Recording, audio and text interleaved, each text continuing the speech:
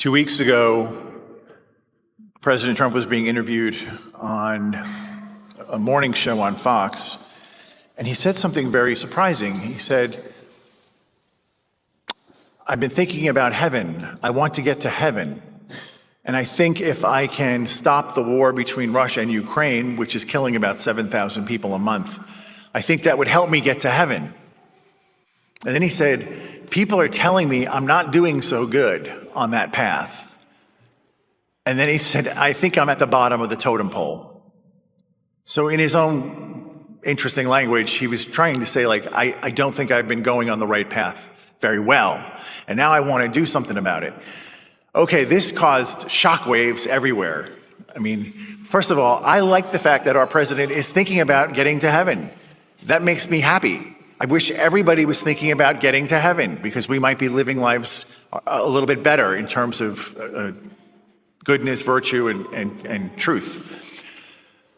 But the New York Times, among many others, right away were flabbergasted. And one of the journalists of the New York Times wrote, "Holy Mother of God, what is happening?" It's not something you read in the Times every day. And then they said, "Who is talking to this man? Is it St. Michael himself? What is happening here?" And then a lot of voices said, "No, Mr. Trump, you don't get to heaven by your actions. It's by the grace of Jesus Christ you get to heaven." Okay, yes, we know that. Yes, thank you for the update. We will only be saved through Jesus Christ and his grace. True. But we will be judged by our deeds. They always leave that out. We will be judged by our deeds. It says it all through the scriptures, Old and New Testament. Out of Jesus' own mouth, he said that. So you do have to have good works. But today he goes a step further. He's saying it's not just the works. You have to have a pure heart and a good intention behind those works. By the way, nobody referenced the Beatitudes in their articles. I seem to remember Jesus himself saying, "Blessed are the peacemakers. They will be called children of God." So if a president wants to stop a war that potentially has the possibility of becoming a world war, that's a good thing, right? But he may have had the order reversed, because the first he says was, "I want to get to heaven, so maybe if I do this, it'll help me."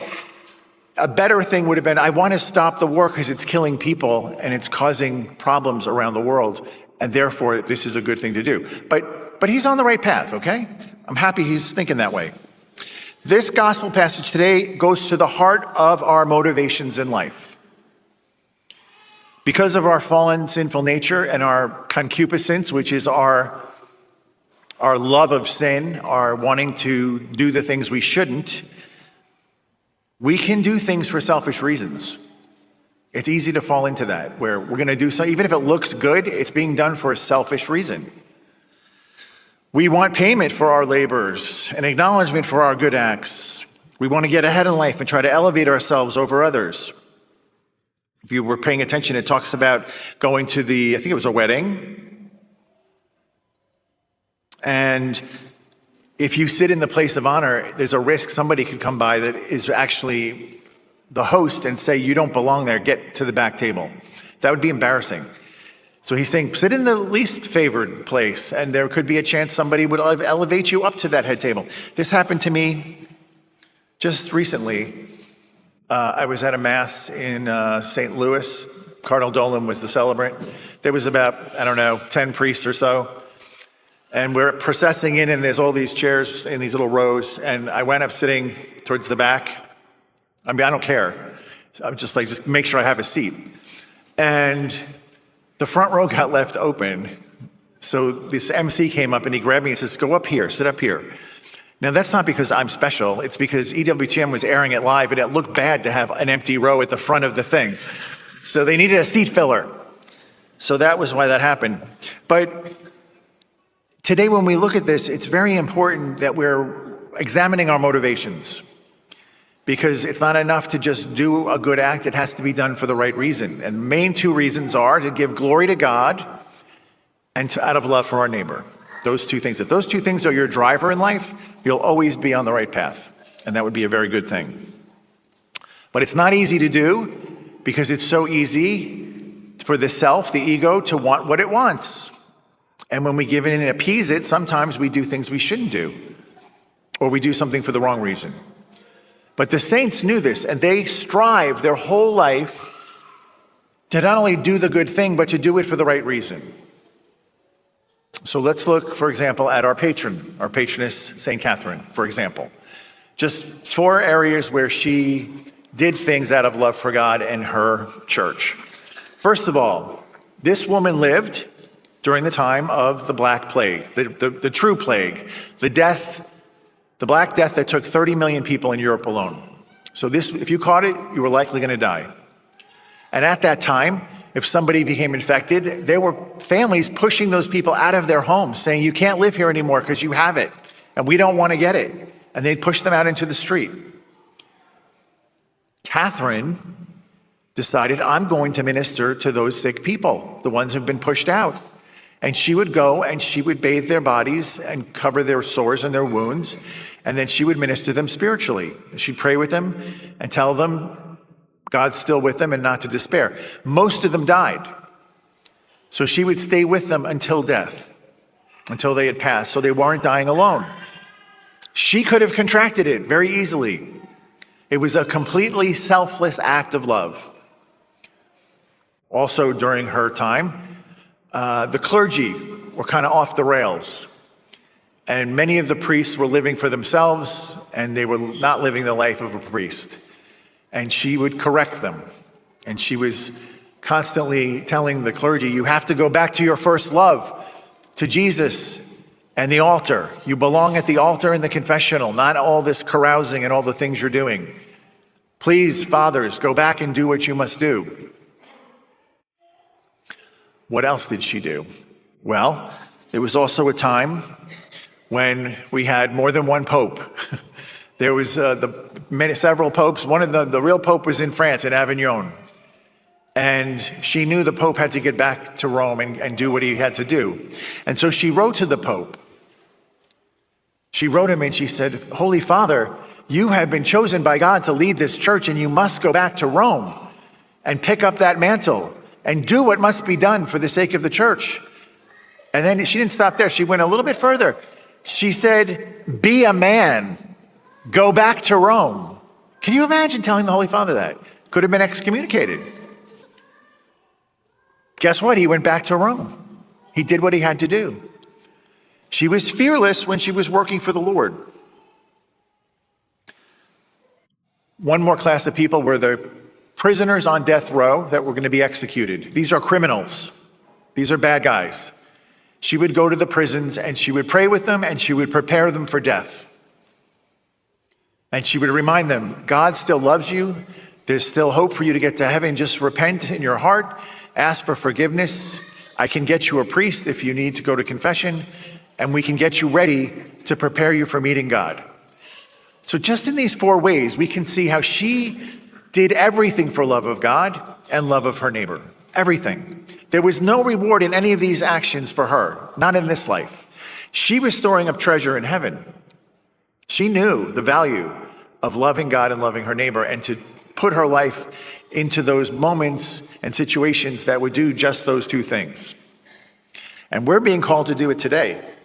It's not easy, especially in the world we live in. We live in a very selfish world. I don't know if you've noticed. Much more so than in most times in history. In fact, sometimes when I think about this, it makes no sense. The whole idea of the selfie, I know it's cute with the kids and all, but was there ever a time in history when people would just take pictures of themselves and put them in their photo album? If my great-grandmother, she had the black pages with the white corners. For the older people, you don't know what I'm talking about, but it's okay. You know those old photo albums, right? And they were always pictures of like the family and the gatherings, the baptisms, the weddings, all these things, right? What if you open that book one day and there's grandma as a young woman, there's grandma as a middle-aged woman, there's grandma getting her hair done, there's grandma going shopping, there's grandma cooking at the stove, there's grandma, every page is grandma. You would go, Grandma, what is wrong with you? What are you doing? Where's the family? But today we think it's normal. In fact, Kim Kardashian, dare I speak her name in a homily? She put out a coffee table book, big, giant book, and it's just her selfies. A couple of 100 pages of pictures of herself. People bought it. I did not buy it. I did not buy it. But I read about it and thought, that's amazing that she can get away with that. Guess what she called it? It's called, one word, selfish. She even knew. It's like they're mocking us. Let's see what idiot will buy this. This is the time we live. We live in a very selfish generation. So when you do come out of yourself, when you humble yourself and commit to doing God's work, you will be blessed richly. Your tribe will increase and God's kingdom will multiply. He loves to bless good works. Just yesterday, we had the parable of the tenants who doubled their money for the master. Doubled it. Anybody who invests in the market knows to double your money in a quick period of time, that's a good thing. God's telling us, I will double your rewards quickly when you work for me, because I like to do that. He loves to do that. And you'll see things will start happening in your life. Doesn't matter if you're preaching the gospel as a priest or selling coffee or doing whatever else you're doing.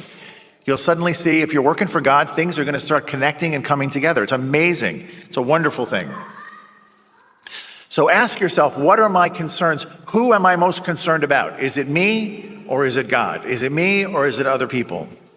And then ask him to focus that determination towards him, that we would live a life for him, that we would wake up and acknowledge him. We would commit our day to him. We would commit our works to him. We would work for him. And you'll be much better off. We all will be better off. We'll all be. When the tide rises, all the boats go up at once. And that's how it is when we work for God. Now, a little punch in the side from St. Paul. I believe St. Paul wrote Hebrews. I'm just going to say that, even though nobody does.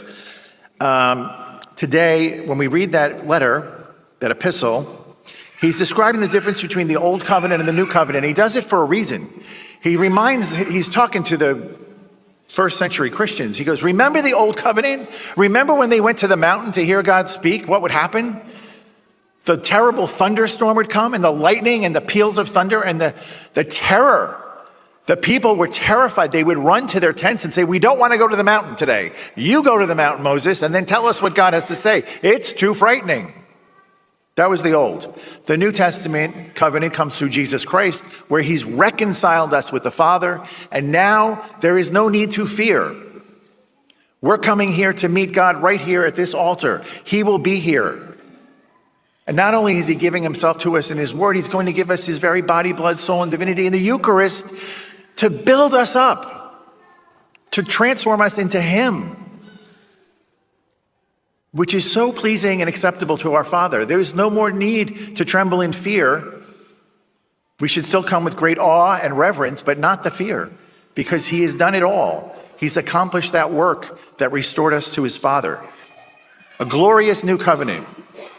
So when we look at the details of Jesus' life and what he's done, it should inspire us. It should inspire us to want to be better, to do more, to love deeper, and commit ourselves to him and our neighbor. And what do we have to lose by letting go of our pride and arrogance? We have nothing to lose and everything to gain.